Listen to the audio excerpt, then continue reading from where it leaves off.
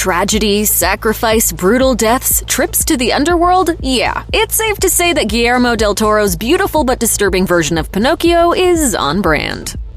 The movie starts with a bit of backstory as Geppetto suffers an extraordinary loss when his young son Carlo is killed by an errant bomb that lands on their church during the events of World War I.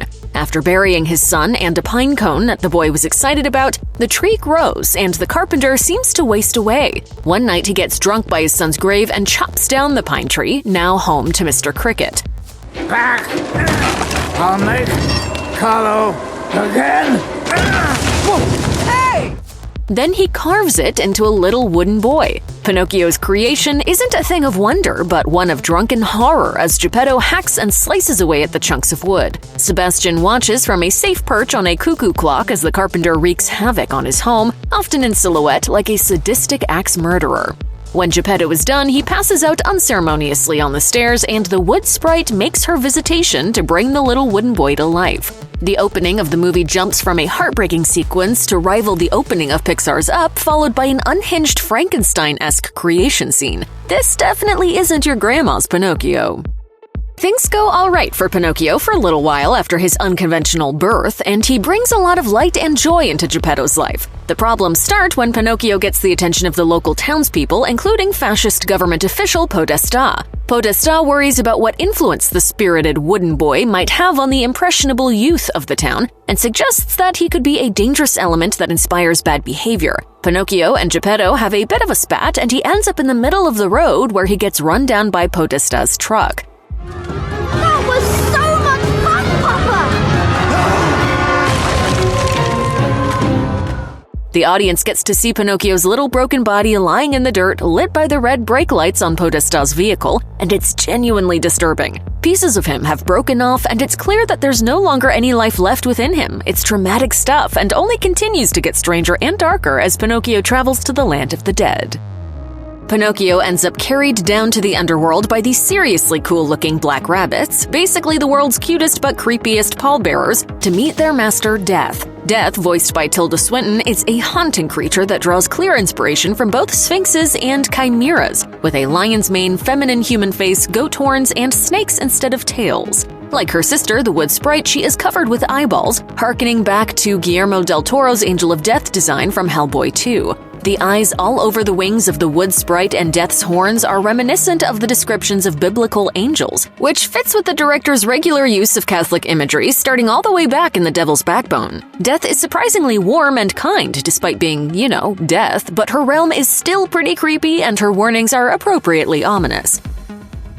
The one thing that makes human life precious and meaningful, you see, is how brief it is.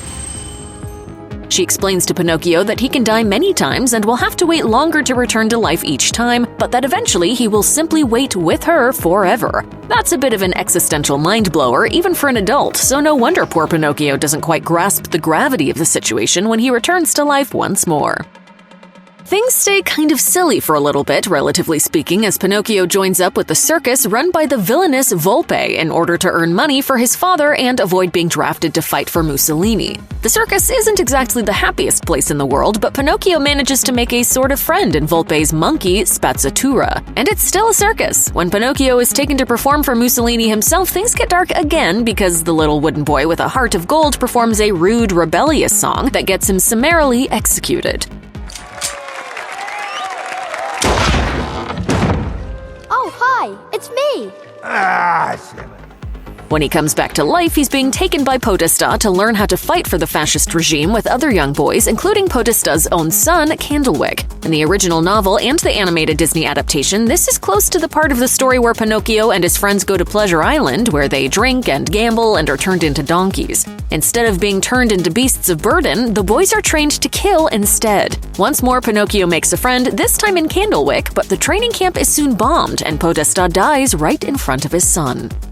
Pinocchio goes from the frying pan to the fire almost literally as he is blown away from the fort where he was training and ends up with Volpe. Volpe's furious about the whole embarrassing him in front of Mussolini thing, and he ties Pinocchio to a cross and lights the base on fire.